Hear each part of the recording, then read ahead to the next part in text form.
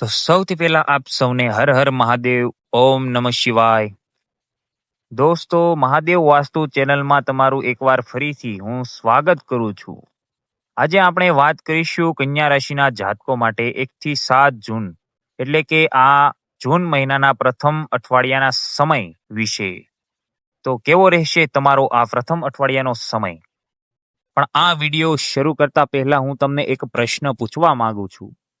શું તમે છેલ્લા કેટલાક સમયથી એવું અનુભવ કરી રહ્યા છો કે તમે મહેનત તો ખૂબ કરો છો, પણ તમારી મહેનતનું ફળ તમને પરિણામ નથી મળી રહ્યું? શું તમારા મનમાં સતત એક અજાણ્યો ડર કે ગભરામણ બની રહી છે? શું તમને ક્યાંક ને ક્યાંક એવું લાગે છે કે પોતાના જ લોકો તમને નથી સમજી રહ્યા અને તમે એકલા પડી ગયા છો? જો તમારો જવાબ હા હોય તો દોસ્તો, આ વિડીયોને માત્ર ને માત્ર તમારા માટે જ મેં બનાવ્યો છે. આ 1 થી 7 જૂનનો સમય તમારા જીવનમાં એક મોટો બદલાવ લાવવા જઈ રહ્યો છે. આજે હું તમને કોઈ સાધારણ રાશિફળ નથી બતાવવાનો, પણ મારી સમજ અને વાસ્તુના જ્ઞાનથી એક સાચો રસ્તો બતાવીશ, જે સીધા તમારા જીવનમાં બદલાવ લાવશે. તમારા જીવનની ગૂંચવણ ઉકેલવામાં આ વિડીયો તમને ખૂબ મદદ કરવાનો છે. વિડીયોને છેલ્લે સુધી ધ્યાનથી જોતા રહેજો અને સ્કીપ તો બિલકુલ પણ ના કરતા, કેમ કે છેલ્લા ભાગમાં હું તમને એક એવો મહા ઉપાય આપવાનો છું જે તમારી વર્ષો જૂની પરેશાનીઓ દૂર કરી શકે છે અને તમારા ઘરમાં સુખ શાંતિ લાવી શકે છે. દર્શક મિત્રો, મારી પાસે રોજ ઘણા લોકો આવે છે. મારો હંમેશા એ જ પ્રયાસ હોય છે કે તમને સાચી દિશા મળી શકે.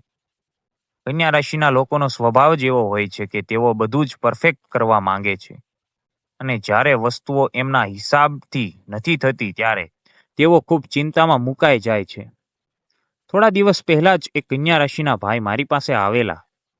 એમની હાલત એવી હતી કે આખો દિવસ કામ કરે પણ હાથમાં આવેલું કામ છૂટી જતું હતું. પૈસા આવતા પહેલા વપરાઈ જતા હતા અને રાતે ઊંઘ પણ ન આવતી હતી.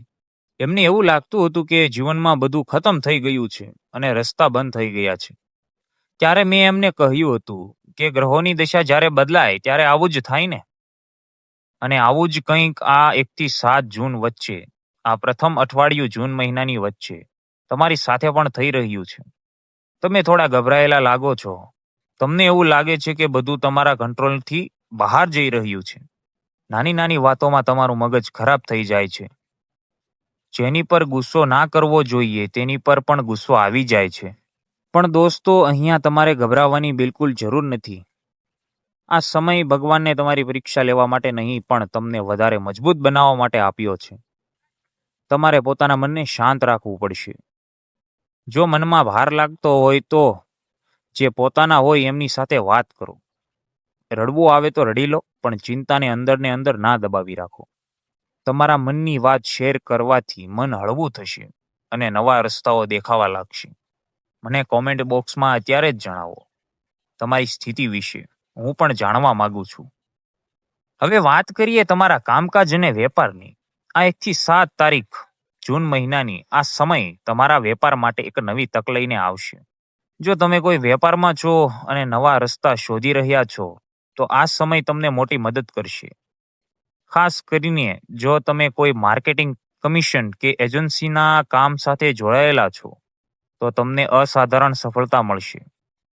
કોઈ ત્રીજો વ્યક્તિ તમારા માટે નવા ગ્રાહક લાવી શકે છે, જેથી તમારો વેપાર વધશે અને રોકાયેલા પૈસા છૂટા થશે. પણ અહીંયા એક વાતનું ખાસ ધ્યાન રાખજો કે કોઈ પણ નવા વ્યક્તિ પર આંખ બંધ કરીને ભરોસો ના કરવો. અજાણી વ્યક્તિ પર ભરોસો ના કરવો, મારો મતલબ એ હતો. જીવનમાં ઘણીવાર આપણે મીઠા બોલવા વાળા લોકોની વાતોમાં આવી જઈએ છીએ અને પાછળથી નુકસાન ભોગવવું પડે છે. પોતાના અનુભવોનો ઉપયોગ કરો અને બધા નિર્ણયો વિચારીને લેજો. નોકરી કરતા લોકો માટે આ અઠવાડિયું થોડી મૂંઝવણ ભર્યું રહી શકે છે. તમને ઓફિસમાં એવું લાગશે કે અહીંયા મારું કોઈ નથી, મારું કામ કોઈ જોતું પણ નથી. ઓફિસમાં પોલિટિક્સ ચાલતું હોય એવું લાગી શકે છે અને તમારા કરેલા કામની ક્રેડિટ બીજું કોઈ લઈ જતું હોય તેવો અનુભવ થશે. નવી નોકરી શોધવાનો વિચાર સતત આવ્યા કરશે. પણ મારી તમને આ એક સાચી સલાહ છે કે આ 7 દિવસમાં કોઈ મોટો નિર્ણય ના લેતા. શાંતિથી પોતાનું કામ કરતા રહો. સમય હંમેશા એક સરખો નથી રહેતો. યોગ્ય સમય આવશે એટલે રસ્તાઓ આપોઆપ ખુલી જશે. શું તમારી સાથે પણ નોકરીમાં કે વેપારમાં આવું થાય છે? મને નીચે કોમેન્ટ કરીને જરૂર જણાવજો. તમારો અનુભવ જાણવાની મને ખ્યાલ આવે કે મારા દર્શકો કેવી પરિસ્થિતિમાંથી પસાર થઈ રહ્યા છે અને હું આગળના વિડીયોમાં એનો સચોટ ઉપાય લાવી શકું. પરિવાર અને પ્રેમ સંબંધોની વાત કરીએ તો આ સમય તમારા માટે એક આશીર્વાદ સમાન સાબિત થશે. તમારા જીવનસાથી તમારી ઢાલ બનીને ઊભો રહેશે.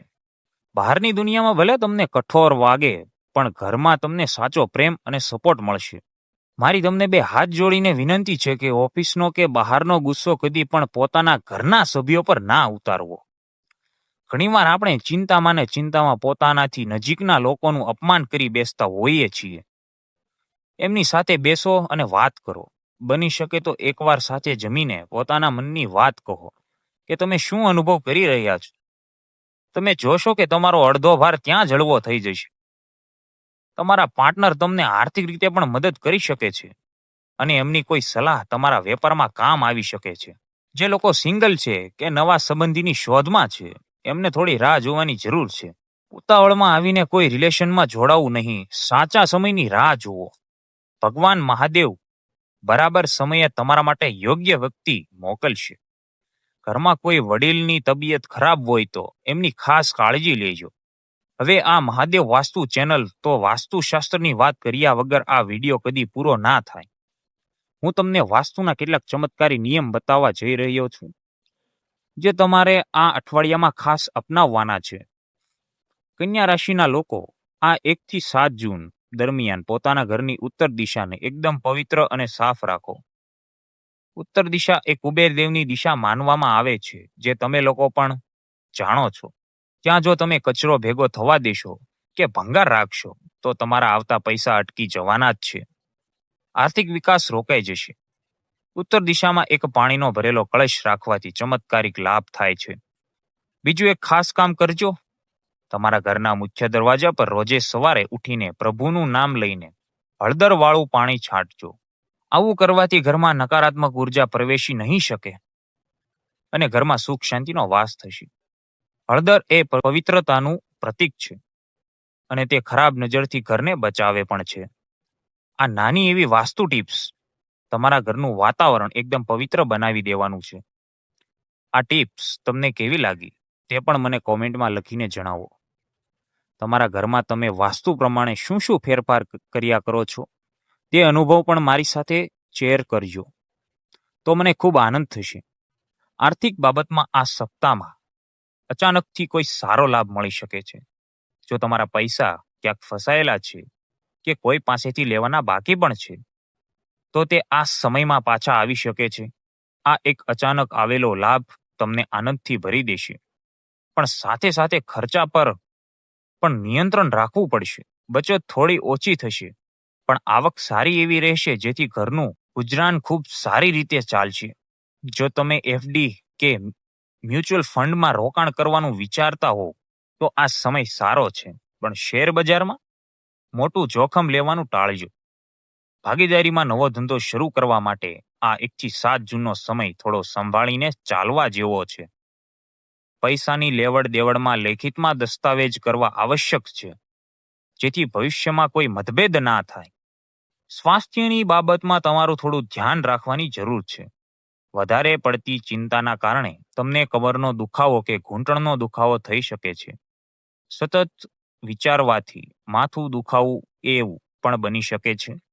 પોતાના માટે થોડો સમય ફાળવજો અને થોડી શાંતિ રાખો. સરખો આહાર લો અને યોગા કે ધ્યાનની મદદ લો. લોકોથી થોડા દૂર રહીને પોતાની જાતને સમય આપશો તો મનને સારું લાગશે. રાત્રે સૂતા પહેલા મોબાઈલનો ઉપયોગ બિલકુલ બંધ કરી દેવો. એનાથી તમારી ઊંઘમાં ખલેલ પહોંચે છે અને બીજો આખો દિવસ બગડે પણ છે. વિદ્યાર્થી મિત્રોને મારું ખાસ કહેવું છે કે આ સમયમાં તમારું ધ્યાન ભટકી શકે છે. તમે મોબાઈલ ગેમ કે સોશિયલ મીડિયામાં વધારે સમય બગાડી શકો. અને હાલ હું પણ જોઉં છું કે અત્યારના જે વિદ્યાર્થી મિત્રો છે, જે ઓનલાઈન ગેમ્સ પણ બહુ ખૂબ રમે છે.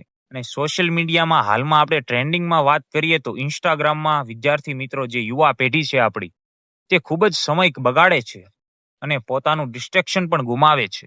ફોકસ નથી કરી શકતા પોતાના કરિયર પર. વિદ્યાર્થી કાળમાં આવેલો સમય ફરી પાછો નથી આવતો. ભગવાને આપેલી આ તકને ના ગુમાવતા. ભણવામાં ધ્યાન આપજો, નહીતર પાછળથી ખૂબ પસ્તાવો થશે. હવે વિડીયોના એ પડાવ પર આપણે આવી ગયા છીએ જ્યાં હું તમને આ સપ્તાહનો મહા ઉપાય આપવાનો છું. આ ઉપાય મારા પોતાના અનુભવથી બતાવી રહ્યો છું. ધ્યાનથી સાંભળ્યો, જે તમારી બંધ કિસ્મતના તાળા ખોલી નાખશે. આ 1 થી 7 જૂન વચ્ચે આવતા સોમવારે તમારે મહાદેવના મંદિરમાં જવાનું છે. શિવલિંગ પર કાચું દૂધ ચડાવવું અને તેમાં થોડા કાળા તલ નાખીને ચડાવવું.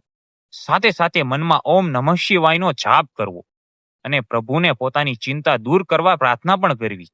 આ ઉપાયથી તમારી અંદરની બધી જ ગભરામણ અને ચિંતા દૂર થશે.